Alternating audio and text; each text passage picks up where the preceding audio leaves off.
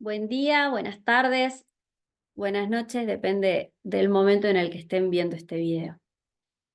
Hice este video para explicar cuestiones que quizás no se comprendieron en cuanto al texto de Vaquero y Narodowski. ¿Existe la infancia? Eh, Porque toda la unidad 1 lo que vamos a hacer es hablar de la construcción de la categoría infancia, la infancia como construcción social.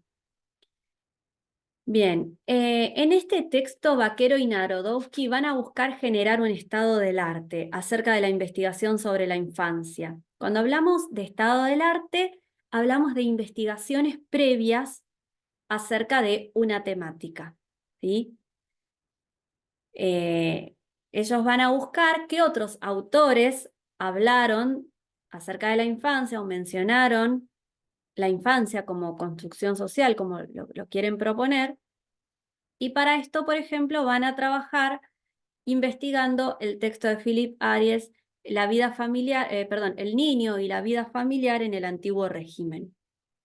Entonces, para luego explorar cómo la infancia se ha convertido en un fenómeno cultural y educativo y cómo la pedagogía y la psicología han influido en esta definición y en el tratamiento que tiene en la sociedad actual. Entonces, Philip Arias lo que va a hacer es proponer que la noción de infancia tal como la concebimos hoy no existía en la Edad Media. ¿Cómo hace para llegar a esta conclusión? Bueno, no encontraba escritos acerca de este tema. Por lo tanto, lo que hace es ir a investigar pinturas, obras de arte, porque Philip Arias decía que el arte es el fiel reflejo de las formas de vida de cada época. Entonces, para esto lo que va a hacer es analizar diferentes obras y observar que los niños y adultos compartían las mismas actividades lúdicas, educacionales, productivas, vestían la misma ropa, hacían los mismos trabajos. Por ejemplo, un niño ya entre 5 y 14 años podía servir en casas de familias. Las clases más bajas inclusive los delegaban a este servicio a cambio de remuneración. Las clases modestas a las niñas entre los 10 y los 15 años ya las destinaban al servicio doméstico, y a los niños, por ejemplo, los enviaban de aprendices para oficios manuales. ¿Sí? Fíjense qué diferencia con lo que nosotros concebimos hoy de la infancia. Imaginamos que un niño entre los 5 y los 10 años tiene que estar jugando, tiene que estar imaginando, tiene que estar en la escuela. Pues bien, no fue siempre así. Entonces, pensar la infancia como categoría social diferente de los adultos va a ser el resultado de una elaboración lenta y progresiva que se inicia en el siglo XVII y se consolida en el siglo XIX. A partir de la modernidad, entonces, es que se considera a la niñez con características diferentes de otras etapas de la vida. Por lo tanto, la infancia es una construcción moderna, es una construcción de la modernidad, ¿sí? Y la escuela actualmente se ha convertido en la escuela de la infancia, donde los niños están sometidos a un análisis propuesto por la pedagogía y la psicología educacional. Ahora, volviendo a las observaciones que hace Philip Arias a través del arte, él va a encontrar dos afirmaciones. Va a decir, por un lado, la infancia es eso que está allí, que no es amado ni odiado. Compartían las mismas actividades lúdicas, como dijimos, educacionales, productivas, etc. Va a decir, los niños eran inevitables. Y por otro lado, va a decir, existe una transición de la antigua a la nueva concepción de infancia en cuanto a dos sentimientos. Nace una necesidad de protección, el surgimiento moderno de amor maternal, una dependencia personal del niño hacia el adulto.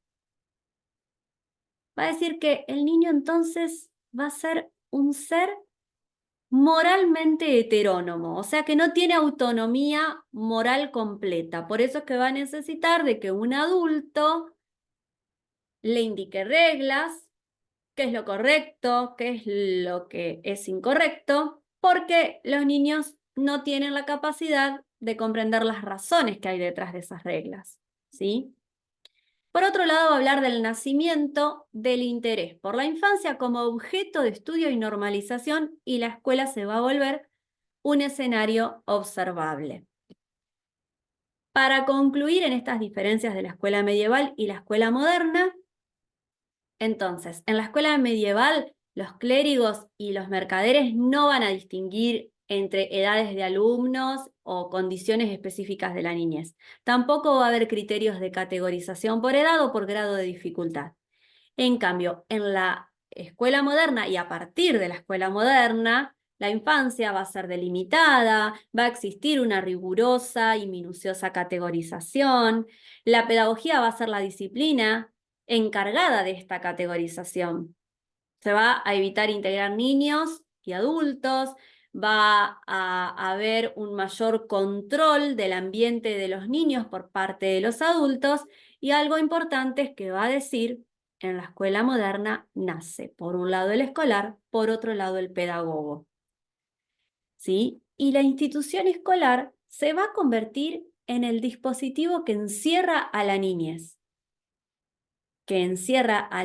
topológicamente, categóricamente y corpóreamente. Imaginen, como decíamos en las clases anteriores, la escuela que todavía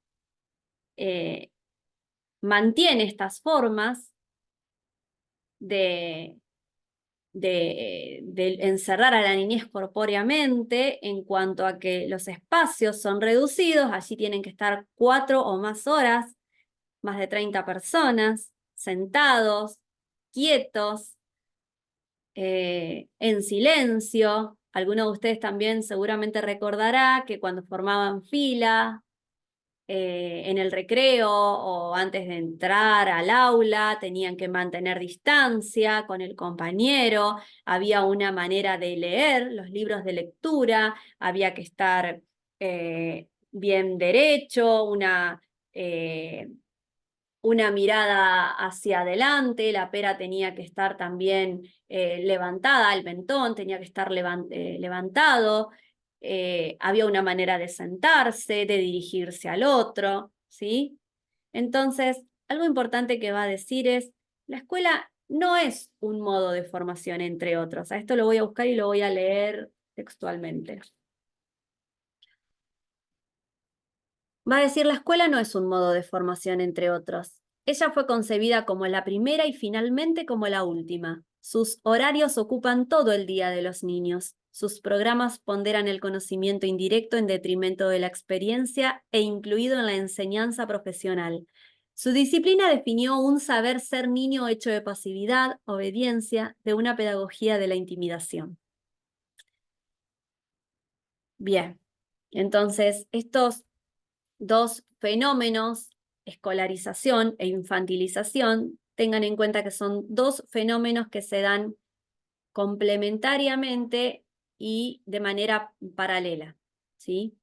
Entonces, la pedagogía va a ser esta producción discursiva que va a estar destinada a normar y explicar la circulación de saberes en las instituciones escolares. Y por otro lado, se va a constituir como un relato que va a conectar a través de la escuela a la infancia con una sociedad deseada, una infancia normal, una infancia esperable, ¿sí?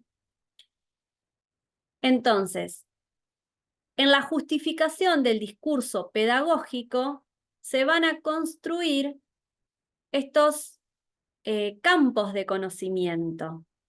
Y acá viene la parte que nos interesa a nosotros, porque la pedagogía y la psicología educacional van a estudiar al niño en su condición de alumno. Entonces, la psicología del desarrollo y del aprendizaje en la vida escolar van a, por un lado, brindar explicaciones objetivas acerca de la dinámica del comportamiento infantil. Y por otro lado va a brindar herramientas, precisiones, legitimidad al desarrollo de una pedagogía que deliberadamente es normativa, que busca lo normal, lo esperable. Entonces, acá nos encontramos con un problema, que es el problema del reduccionismo. Porque ¿qué pasa cuando buscamos lo normal, lo general? En la normalización, esta producción normal de conocimientos va a ser la del alumno que procesa esos conocimientos según los ritmos y las modalidades institucionalmente esperadas. Eso normal va a hacer ese proceso de apropiación de la cultura por parte del niño en condiciones normalizadas al efecto. Y en cuanto a lo general, se va a tratar de conocer los mecanismos del desarrollo infantil y las cualidades por las cuales triunfa o fracasa en su posibilidad de dar respuesta al sistema de expectativas escolares. ¿Qué pasa con los niños que no cumplen con estas expectativas escolares? ¿O qué pasa con estos niños que no se encuentran dentro de estos parámetros de la normalidad, de lo esperado? Bueno, van a ser cosas que vamos a analizar, a cuestionar, a preguntarnos dentro de la cátedra. Entonces, en definitiva, ¿qué es un alumno? Bien, para la pedagogía va a decir es un hecho dado, un supuesto indiscutible a partir de la cual es posible contribuir teórica y prácticamente al alumno. Para la pedagogía y la psicología educacional va a tener que ver con la segregación del concepto de infancia en la reintegración de este concepto en el ámbito de las instituciones escolares. Y desde una perspectiva histórica, bien, se va a tratar del alumno como una forma de subjetividad que se concretó a partir de la escuela moderna. Entonces, ¿existe la infancia? Para concluir, es una construcción de la modernidad, que está definida por atributos, por ciertas características que hacen a lo particular de una población, características que tienen que ver con diferentes instituciones y en ciertos discursos científicos y normativos, ¿sí? Pero vamos a hablar de la infancia como una historicidad del concepto de infancia, no una historicidad que afirme simplemente un carácter relativo a los atributos que tiene la infancia, sino un carácter histórico, porque va a decir la infancia fue minuciosa, fue puntualmente construida a través de una rama sutil de dispositivos discursivos e institucionales. Y fue la escuela moderna, la escuela de la infancia pedagogizada. Esta escuela, como decíamos, sometida a una analítica propuesta por la pedagogía y la psicología educacional. Ahora bien, esta infancia de la que hablamos enfrenta una crisis debido a los cambios educativos y en el contexto actual, sobre todo socioeconómico y sociocultural. Ustedes tienen una bibliografía optativa o ampliatoria de consulta dentro del Drive y ahí pueden ver un libro de Sandra Carli, que es una escritora argentina, que tiene un libro que se llama, se me fue el nombre, La cuestión de la infancia. Pueden mirar el capítulo 1 que habla exclusivamente de esta construcción de infancia y cómo se fue dando dentro del sistema educativo argentino. Es un texto que la verdad no tiene desperdicio, por eso se los recomiendo, pero no es obligatorio, aclaro. Es de consulta, es ampliatorio. Si quieren, pueden ver. Bien, acá vamos a concluir esta parte, ¿sí?, de este texto y luego seguiremos trabajando acerca del niño como objeto de estudio de la psicología educacional y de distintos modelos teóricos. Bien, espero que les haya servido este texto que vimos, que el video haya sido realmente ejemplificativo y que si había dudas hayan podido esclarecerlas a partir de este video. Bueno, cualquier cosa, nos seguimos poniendo en contacto y pueden consultar en las clases.